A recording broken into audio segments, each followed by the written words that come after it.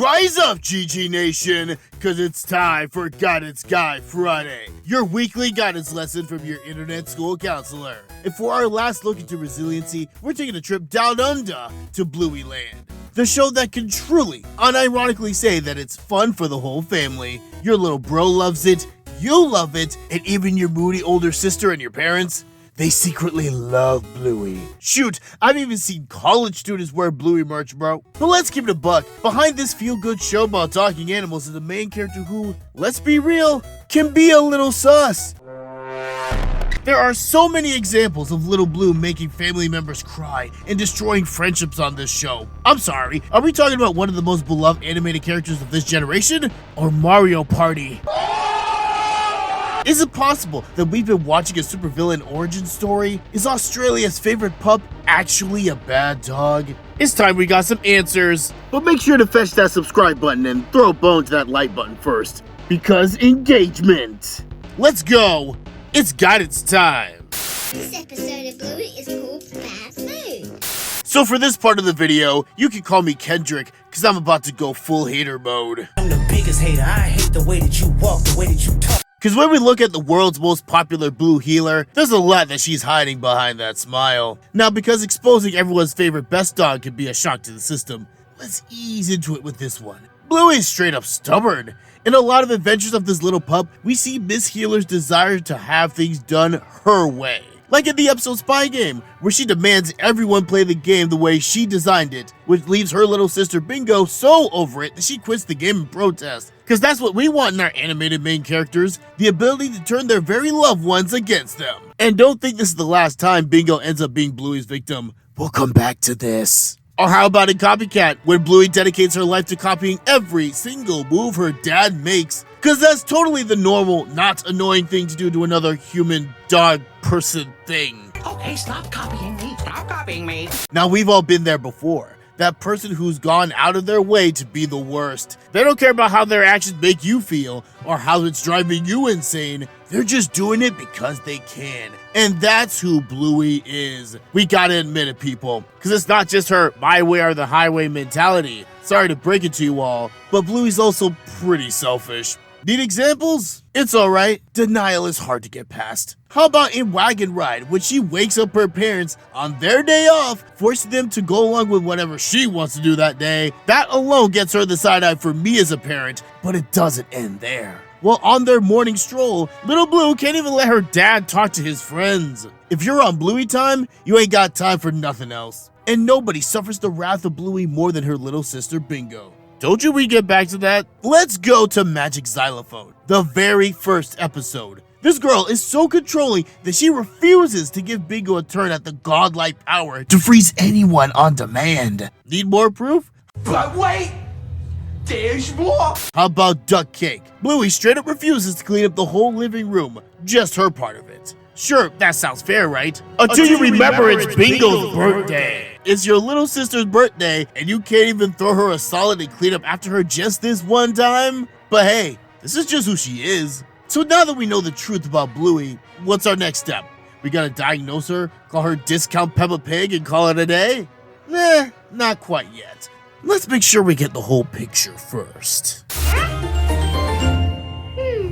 Oh, I guess Santa doesn't give presents to kids who bite people. Bluey! Now that we've seen just how much of a jerk Bluey is, You're a jerk. I know. You're a jerk. let's be fair and see if Bluey has any redeeming qualities. I mean, we can't just slap on the evil label without looking at the issue from all angles. Alright, let's take a look here. Okay, we might have something here. Let's go back to Duck Cake. So remember how Bluey's dad Bandit was trying so hard to make that cake for Bingo? Remember when he tried to hold the head and body in place and then this happens? Oh, duck cake! So how does Bluey respond to this? Does she kick him when he's down, guilt trip him for his bumbling? No, actually, she talks to her dad, cheers him up, and actually gives him some useful advice on how to save the cake and to transform it into something you'd see on Nailed It? Nailed it. So in this situation, we see that our girl can actually be considerate and caring, being willing to go out of her way to help others and make them feel better. Alright, fine, I guess. She had one good day. But are there any other examples we could take from? Okay, I found something. In the episode Mom School, Bluey is practicing her mom skills, which I gotta say, girl, too soon. But she finds out that one of her children, Greenie, just wants to do his own thing and isn't doing what he's supposed to do. Ooh, what's that? Are we getting some irony here? But even with Greenie being on one all day, Bluey isn't giving up on her balloon baby. She even takes notes from Old Bandit to figure out how to work with Green. Okay, so right there we see that Bluey can in fact be determined and not give up easy while also being creative in solving her problems. But as it turns out, I'm actually not done yet. What about in Shadowlands? Bluey and the gang are playing a game where you have to move in the shadows and avoid lighted areas. But Coco has this bad habit of wanting to change the rules when the game gets too difficult. Instead of putting up with the foolishness, Bluey tells Coco that they're not making changes to the rules, and sticks to that even when Coco tries multiple times to change the rules. So there's that determination again. And it's actually because of that determination that Coco is able to stay in the game with the rules intact while also picking up Bluey's creativity. Hold up, so she's creative, doesn't give up, and we already know she doesn't care what haters think. Ooh. Bluey is actually a great example of resiliency, which I'm sure you know all about by now. Okay, so I gotta be honest here, when it comes to Bluey, I feel like Thanos. Perhaps I treated you too harshly. Now that I see the full picture of Bluey, I'm seeing an element of her that can actually work for all of us. Thanks, Bluey. Ooh. So we've seen the good and the bad for Bluey, and I'm forced to come to the conclusion that no, Bluey's not a bad dog. She's got her positive sides and her negatives. And guess what? So do we. In fact, do you know how old Bluey is? You think she's, what, 3, 5?